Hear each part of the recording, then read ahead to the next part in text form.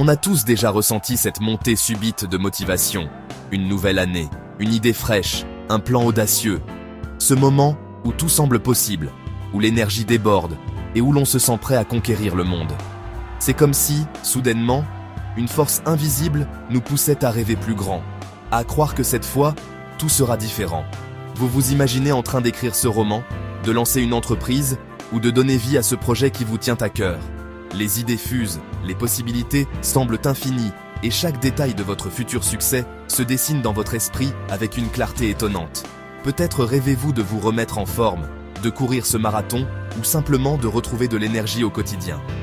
L'envie de changement est là, vibrante, presque palpable. La vision est vive, l'excitation est réelle.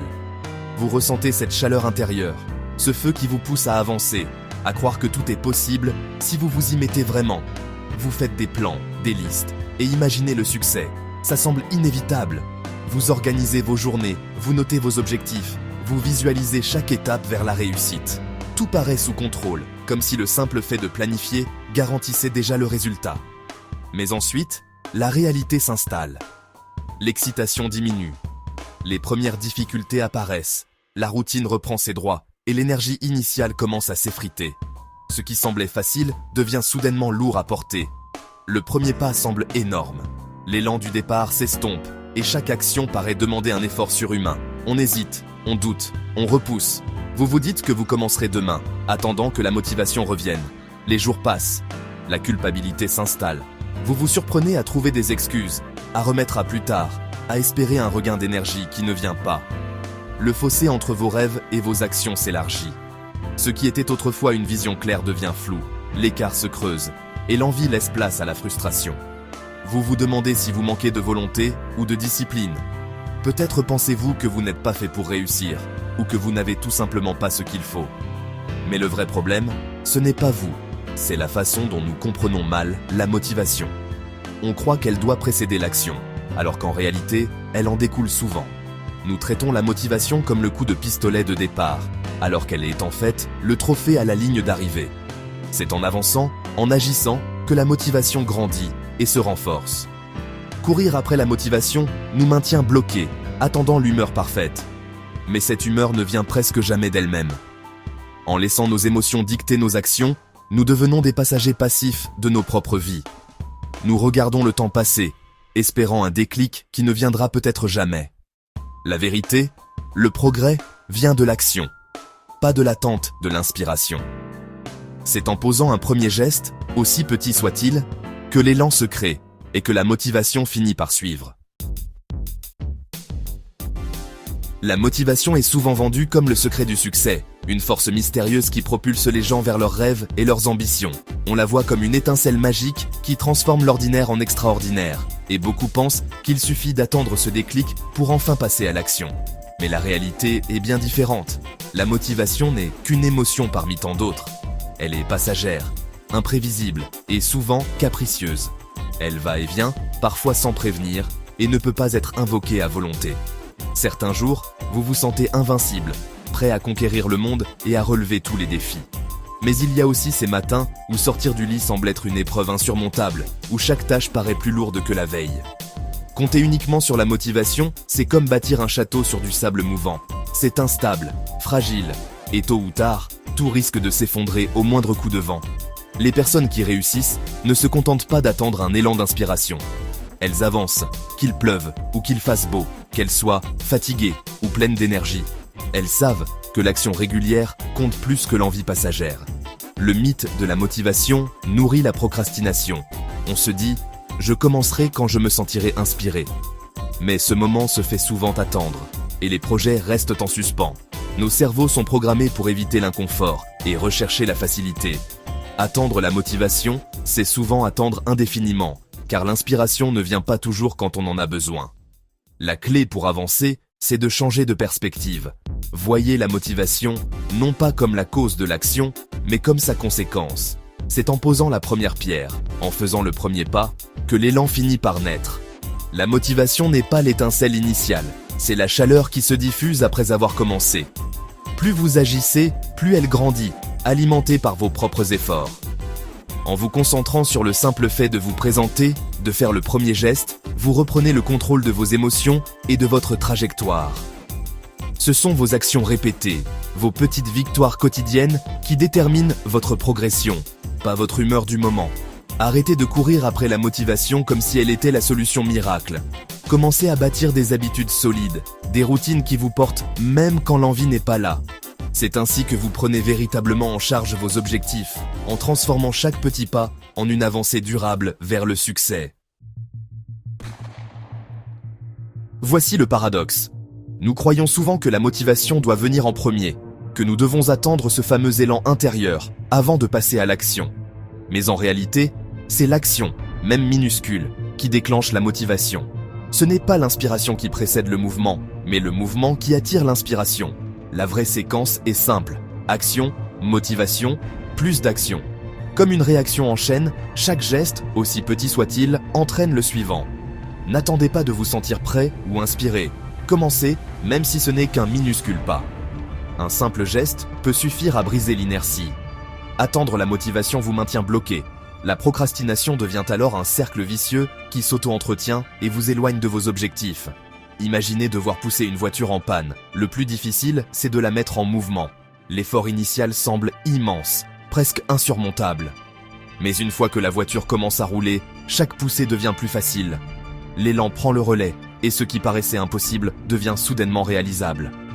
Le premier pas est toujours le plus difficile, car il demande de surmonter l'inertie et les doutes. C'est là que beaucoup abandonnent. Pourtant, chaque pas suivant devient plus naturel, plus fluide. La confiance grandit à mesure que vous avancez et la motivation suit le mouvement. Arrêtez de négocier sans fin avec vous-même. Plus vous débattez, plus il devient difficile d'agir. Ne vous demandez pas sans cesse si vous êtes prêt ou motivé. Cette question vous piège dans l'inaction. Traitez l'action comme une évidence, une étape non négociable de votre journée, comme se brosser les dents ou manger. La motivation que vous cherchez n'est pas un prérequis, mais une récompense qui vous attend de l'autre côté de quelques minutes d'effort. Les petites victoires, même modestes, prouvent que vous êtes capable de tenir vos engagements et renforcent votre confiance. Chaque action, aussi simple soit-elle, déclenche un peu plus de motivation, rendant l'étape suivante plus accessible et moins intimidante. Cela crée un cercle vertueux. L'action nourrit la motivation, qui à son tour alimente davantage d'actions, et ainsi de suite. Le progrès ne consiste pas à attendre le bon moment ou le bon sentiment. Il s'agit de se lancer, même imparfaitement. Commencez, même si vous doutez, et laissez la motivation vous rejoindre en chemin.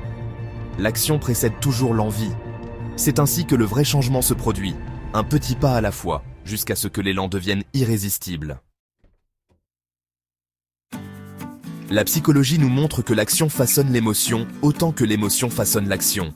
Attendre de se sentir motivé fonctionne rarement, c'est l'action qui génère le sentiment. Prenez l'exercice.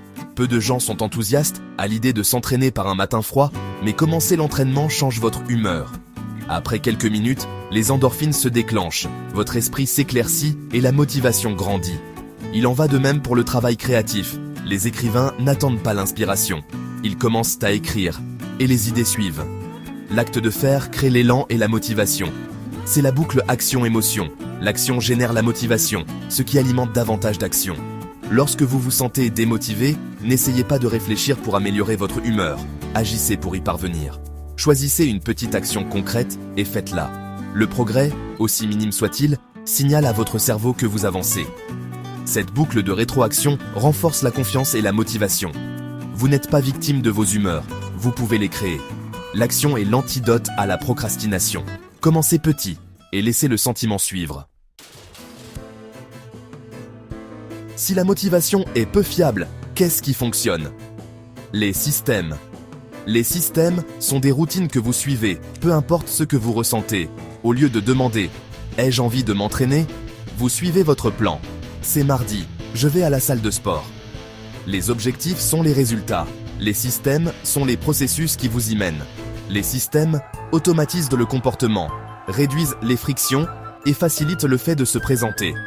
Préparez vos vêtements de sport, planifiez votre temps d'écriture, créez une responsabilisation. Tout cela fait partie d'un système. Les professionnels font confiance à leur système, pas à leurs humeurs. La constance vient du processus, pas de l'inspiration. Construisez des systèmes et les résultats suivront. Pour construire des systèmes efficaces, empruntez ces 3 habitudes aux personnes très performantes. Premièrement, établissez des routines claires. Décidez quoi, quand et où vous agirez. La spécificité facilite le démarrage. Deuxièmement, maîtrisez les actions minuscules. Divisez les grandes tâches en petites étapes réalisables. Écrivez une phrase, pas un livre entier. Troisièmement, agissez sans inspiration. Apprenez à vous présenter même quand vous n'en avez pas envie. Chaque fois que vous le faites, vous renforcez l'identité de quelqu'un qui tient ses engagements. Ces habitudes fonctionnent ensemble. Les routines structurent, les petites actions vous mettent en mouvement et la volonté d'agir vous maintient constant. N'attendez pas d'être de bonne humeur. Laissez vos systèmes et vos habitudes vous guider. Cette approche vous donne le contrôle de votre progression. La constance l'emporte toujours sur les éclairs d'inspiration. La théorie, c'est bien, mais l'action crée le changement. Essayez la règle des 2 minutes. Toute nouvelle habitude devrait prendre moins de 2 minutes à démarrer. Choisissez une tâche que vous avez évitée. Nettoyer, étudier, faire de l'exercice. Demandez-vous, quelle est la plus petite version de cela que je peux faire en 2 minutes? Lisez une page, mettez vos chaussures de course, révisez une fiche, nettoyez un comptoir. L'action elle-même n'a pas d'importance. Ce qui compte, c'est de commencer. Réglez une minuterie de 2 minutes et faites la plus petite étape. Ne vous souciez pas de l'ensemble du projet. Accomplissez simplement l'action de 2 minutes. Souvent, vous voudrez continuer une fois que vous aurez commencé. Le plus difficile est de vaincre l'inertie. L'action déclenche la motivation. Essayez-le maintenant. Prouvez-vous que l'action vient en premier. L'élan commence par un seul petit pas. La leçon clé. La motivation est une conséquence, pas une condition préalable. C'est la récompense d'être présent, pas le billet pour commencer. Pendant des années, vous avez peut-être attendu de vous sentir bien avant d'agir, mais l'action vient en premier, la motivation suit. Les personnes constantes n'ont pas une motivation infinie, elles ont un engagement envers le processus. Elles agissent les bons comme les mauvais jours, sachant que la motivation est un bonus, pas une exigence. Dans tous les domaines, travail, relations, forme physique, le comportement crée le sentiment que vous désirez. La prochaine fois que vous attendez la motivation, rappelez-vous, elle est débloquée par l'action. Commencez petit, agissez malgré le doute, et laissez la motivation rattraper le coup.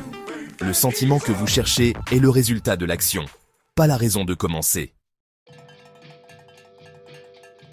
Nous attendons souvent la permission des autres, des circonstances, de nos propres sentiments. Je ne suis pas prêt. Je ne me sens pas inspiré. Le moment n'est pas propice. Ce ne sont que des excuses pour retarder. Vous n'avez pas besoin de vous sentir prêt pour commencer. Vous le serez rarement. Les personnes très performantes commencent malgré l'incertitude et la peur. L'action est l'antidote à la surpensée et à l'anxiété. Faire un petit pas vous fait passer de la peur à la réalité.